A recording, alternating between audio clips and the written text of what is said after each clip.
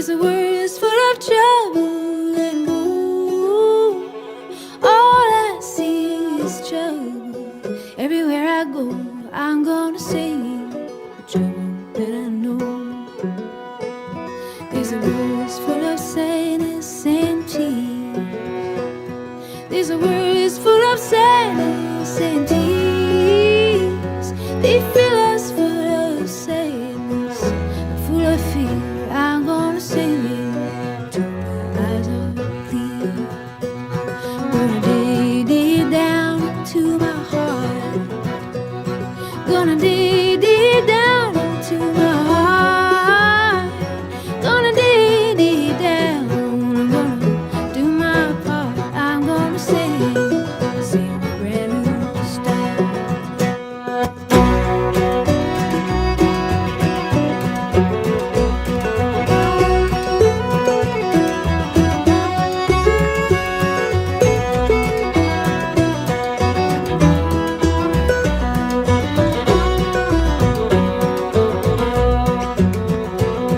This world is full of promise and love.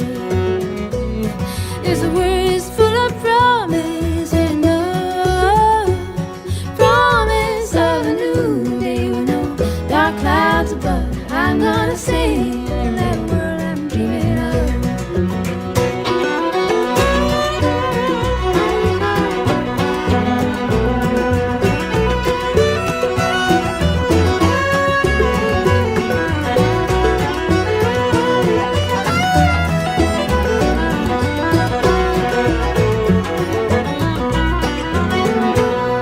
This world is full of joy and mystery. This world is full of joy and mystery. This world will be of joy. I believe it will be when we know what it is to be free. This world is full of trouble and woe. This world is full of trouble and woe. All I see is trouble. Everywhere I go, I'm gonna sing my way back home. I'm gonna sing my way back home.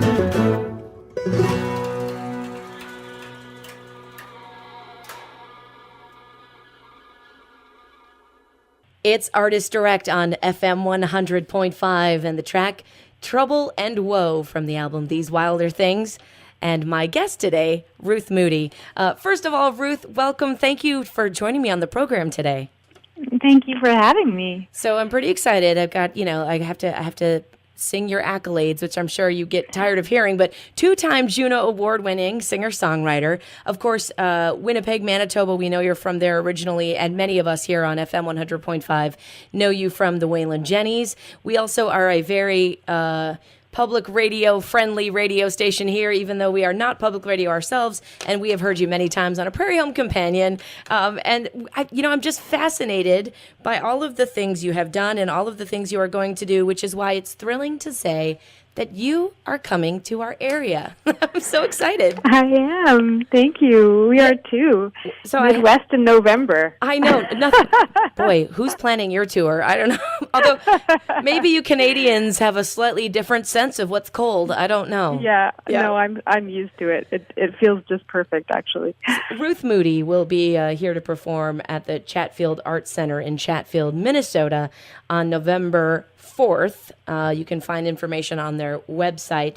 It's very easy to do. And of course, we know Jeni and Eric around here very closely. They stop in every now and then. So we'll talk about the show and what people can expect later. But first, let's talk about the album and the track we just heard, Trouble and Woe. So I tracked through and I got caught up, as I often do with your music, for many reasons. But I got caught up in this one. This had an energy and an excitement that I also thought was interesting, given the title and what. So what was the process in writing this song? I mean, where did this come from? Interesting question, and it's been a while since I wrote it now. So it's funny how you they take on new meaning and new life as you play them year after year. Yeah. I think when I wrote it, I was just thinking about all the all the various opposing forces in life, and sort of balancing between them, and needing the dark to understand the light, and so that was just sort of an exploration on that, and sort of persevering in the face of troubling times, which I think is a very current and universal theme. I thought it was so interesting as I was listening too, because do you know what year you ended up writing that song, like roughly? Another good question. I remember I was at my parents' cabin that they used to have in rural Manitoba, and I'd written the words, and it actually started as kind of just a not so much a chant, but kind of an air. Like, it didn't have accompaniment, and then and I was just sort of actually playing my bar on along with it, and then as it sometimes happens, the banjo saved the day. I started playing it on banjo, and then it really found its home.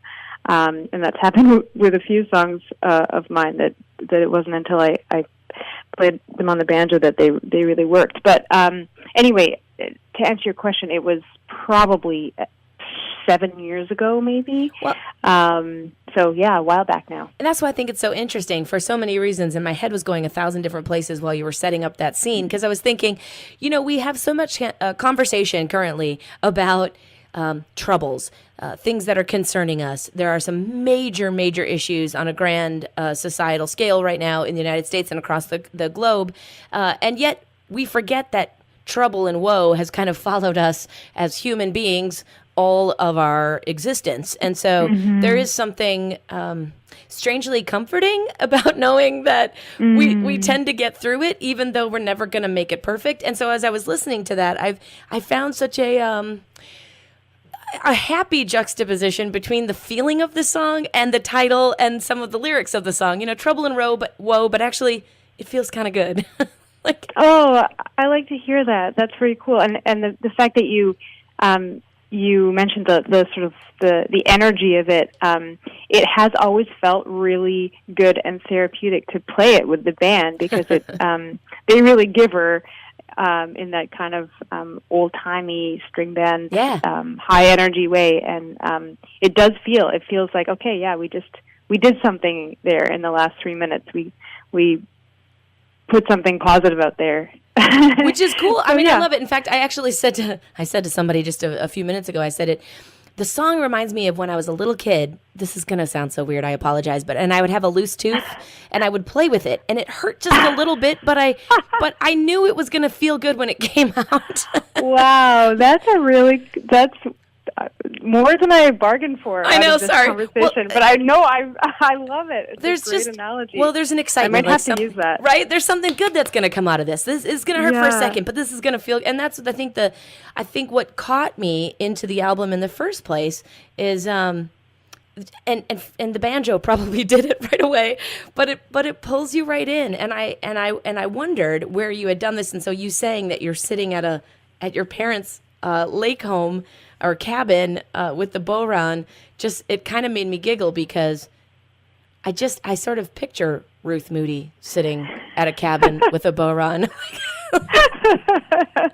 I mean, interesting. How do you normally write when you sit down to write a song? Because you just have this voice. It could really. I've heard you do things on A Prairie Home Companion that you have not written, and you just carry them so beautifully with wonderful phrasing. But that's really sweet. Well, to write it, though, is a different thing. I mean, would you need to have a personal space? Do you write with others? I do, actually. And I wrote a lot of music there. I really love to be in a quiet space where I'm alone and maybe just surrounded by nature. I think probably half the songs I've written were at that cabin. But and I think it's funny being here in Nashville right now, because a lot of people come here to write and co-write, and it's kind of more of a an industry Yeah. thing. And I'm sort of playing around with that idea, but I'm not sure if it's quite for me because it's always been such a solo, a private thing, and therapeutic too, like needing to get something out. So I'm not sure about sort of going to write, going to an appointment to write a song. Yeah, but like meet you at 10:30. yeah, that could be cool too, because it is a muscle that you have to keep healthy and keep active. So, or at least that's what some people swear by. So it's an interesting idea. But yeah, I mean, I'm thinking a lot about that these days because, as I mentioned, I have a 10-month-old, and Congratulations, by the way. Thank you very much. Yeah, it's amazing. But it takes up about 95% of my time. So finding the time and space to be creative is definitely the new challenge. But I mean that's life. I've always liked actually challenges and figuring out how to solve a problem, and so I'm getting there with it. I'm recognizing what I do need to write and to be creative. Now you talk and you talk about your parents. I'm thinking of you with this 10-month-old child and your parents' cabin, which they obviously say yes, use it. At what point did you say to your folks, and what was their response? Hey, this is what I'm going to do. And obviously you're not afraid of challenges, but were they prepared for that? My mom is a music teacher. I come from a musical family. We always played and sang together. We performed as a family. So it was definitely very normal to play music and pursue music. And my brother is a professional musician, and he tours with the Jennys and tours with me sometimes. He'll be actually with me in Chatfield. Cool. And he's amazing. And my sister is a classical violinist. She plays in the Auckland Philharmonic in New Zealand. And my other sister is a cellist. She actually is a doctor as well, but she's amazing as well. So we all grew up to be musicians. But my dad actually is very practical, and it took him years to stop sort of subtly suggesting to me that I should finish my degree just to have a backup plan. I mean, I think finally a few years into the Jennys, when he saw that it was real, I was very serious about it, and that we were, gaining some success and recognition, that he finally said, okay, if this is really what you want, I'm okay with it. But yeah, I mean, that's kind of what dads are for, right? That's what yes, exactly. At least one of the parents has to be there to make sure you're thinking practically. By the way, we're with Ruth Moody here on Artist Direct FM 100.5. We want to thank our sponsor, Singing Hammers Construction. When we talk about the album, These Wilder Things, it's such a remarkable album, and I love all of your guest appearances. Mark Knopfler, Jerry Douglas, Aoife O'Donovan, the Wailin Jennys are all in there. What's it like for you to be able to team up with people that maybe you don't perform with all the time and have them on your album? Oh, it's the best. It's that's always been a really great part of going into the studio.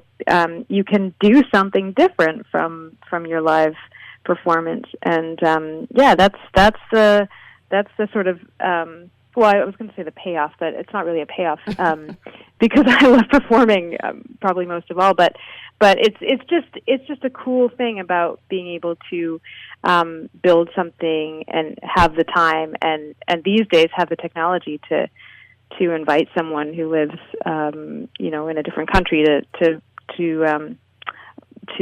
collaborate. And so it's super fun. And of course there's something that happens when you're touring, and there's a community that you tap into, and you don't maybe get to see these people all the time. Maybe you see them once or twice a year, but you're influenced by their music and by what they're doing, and it's just a really cool way to sort of keep that collaboration happening. I love it. I love being able to do that. Okay, so because I always like to make sure that people that we admire, as we do you, that we find those moments of humanity in them, I have to ask you, what's one moment where you met someone, an idol of whatever, writer, musician, film star that made you sort of go, oh, I can't talk. This is overwhelming. Have you had that moment? Oh, oh my goodness. I love that one doesn't really stand out. That's well, no, there are a couple. When back in the Scrooge days, we played at the Edmonton Folk Festival. We played the after party, and Steve Earle came up to us and actually walked onto the stage and shook all of our hands. And said how much he loved our set, and that was, I don't even know if I said anything in response. I was like, what? Is this really happening? At that time especially, I was so into his music, and I still am, but yeah. I think I had recently just discovered him, so it was really kind of a random coincidence, and so yeah, that was very cool. I love it. Yeah, I met Bonnie Raitt and was pretty flabbergasted. Yeah. That's another one that I remember. I love those moments. It's everybody has people that are inspirations, and so it's fun to see that all of us have those moments where we think, I just met blank. Yeah, whoever it is. Yeah, I try not to kind of put fame on a pedestal too much, because I don't know. I think that can be sort of a dangerous thing. Yes. But at the same time, when there's someone who's really touched your life through their art, yes, it's hard not to sort of have that. Oh my God, I can't say anything to you. I'm just in shock moment, and yeah, that has definitely happened. Well, we are thrilled that you're coming our way. These Wilder Things is out. People, will you have? I assume we'll have albums at the show at Chatfield, right? I will. Yeah. Okay, good. That makes me happy. So, for everyone that wants to know more about the upcoming performance on the 4th of November, it's at the Chatfield Arts Center. You can find information on their website. It's very easy to do if you go to chatfieldarts.org, and you can get tickets in advance, I believe, if you go on the website. The album is out, of course, we can find you in many, many different places, but I don't want to let you go before having a chance to play another track, and I thought maybe we should go ahead and do the title track. What do you want us to know about the title track? Why was that it for the album, and why was that one so important in this collection of music? That was the last song that I wrote for the album. It's definitely a special one to me. I don't like to actually talk about this one too much because I feel like it's in that category of some writers feel this way, that they don't like to share their relationship with the song because they feel like that takes away from absolutely the listener's relationship. And I feel like that could be the case with this song, but I think it's just about kind of hitting rock bottom in a phase of life and just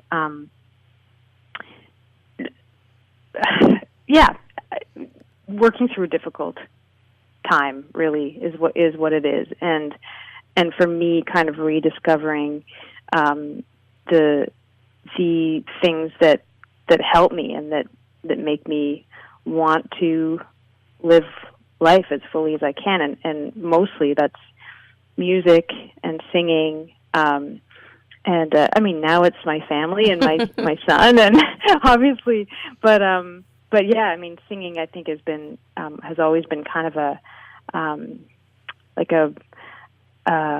way that I feel connected spiritually, I guess, and a way that I feel alive. And so I think it was kind of coming back to that and realizing that was for me a real motivator to live fully.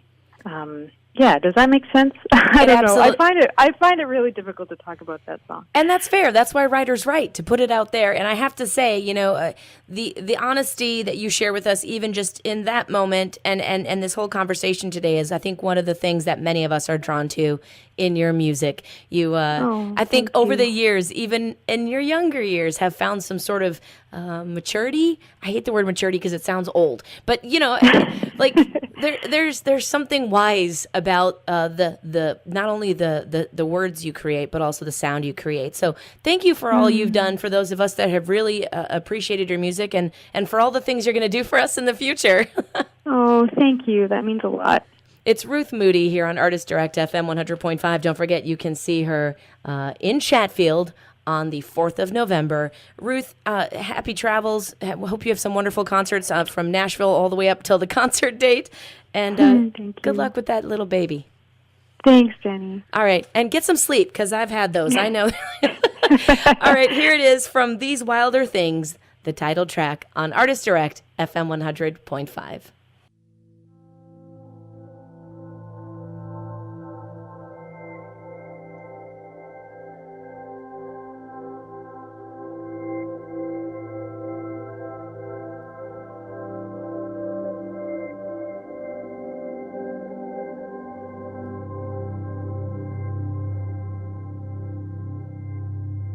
All this time, staring me in the face. I was so far gone, I could have ended it right there. I was dead in the rain, lost in the race. All this time was with me when I was nowhere. Well, it cuts the deepest when you watch it moving in, and there ain't nothing you can do to turn it round. There ain't no armor can save you there. Love takes no prisoners on this battleground, and letting go is the hardest part. When holding on's been everything. Will I have this pain deep in my heart? That is why I sing. That's why I sing.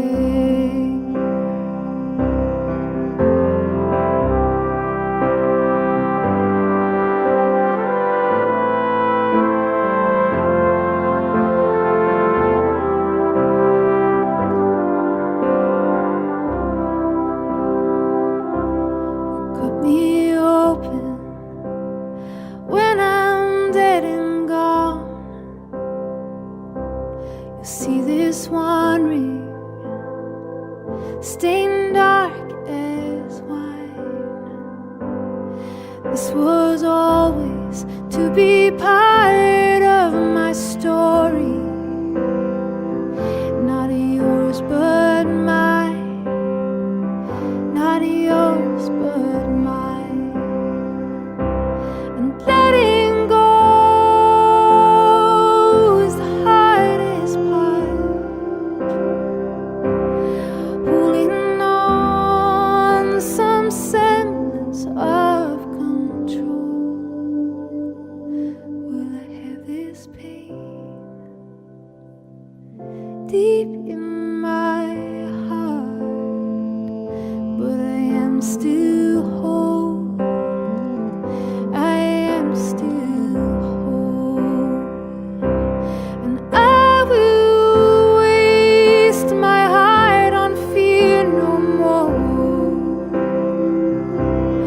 I will find the secret bell and make it ring, and let